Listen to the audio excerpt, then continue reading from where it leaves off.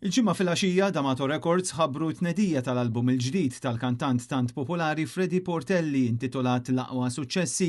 Dan l-album huwa ġabra tal-aktar kanzunetti magħrufin ta' dan il-kantant veteran u huwa l-ewwel album minn D'Amato Records f'madwar 40 sena. Ma' Freddie Portelli tkellimna dwar x'għandna nistennew minn din il-long play u kif wara daqstant żmien il-kanzunetti Maltin baqgħu tant popolari maż-żgħażagħ. Dawn diski li għal-kemm ilhom ħarġu, kull fejn imur żaru kbar, kulħadd ikanthom miegħi. Tifhem għalhekk ħarġu lilhom għax baqgħu hemm talba għalihom, tifhem. U aħna x'nistgħu nistennew minn din l-album? Jien naħseb dal-album ħanajdlek meta ħriġna s-CD għal dejjem li kien fejn diski kiser ir-rekord ta' qatt kemm inbiegħu diski Malta, mhux mill-Malti, minn kollox. U jien naħseb dan għandu ċans jagħmel hekk ukoll mill-vinjel. Naħseb nispera jiġifieri.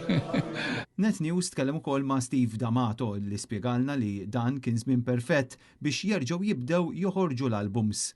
Illum li jaħbad ukoll il-140 sena mill-ftuħ ta' ħanut li ħaġa kbira, arġajna rritornajna biex nirrekordjaw id-diski. Konna nagħmlu nirrekordjaw miż-żmien tas-snin 80 u ġiet opportunità li nerġgħu nibdew u fl-eluq il-140 sena ħadna l-opportunità li nirrekordjaw din id-diska ma' wieħed mill-ikbar kantanti li fl-istorja ta' Malta, Freddie Portelli, kantant ikona fix-xena tal-mużika Maltija. L-LP L-aqwa suċċessi tinkludi fiha hits ta' Freddie Portelli bħal Muru Ħallini u Viva Malta.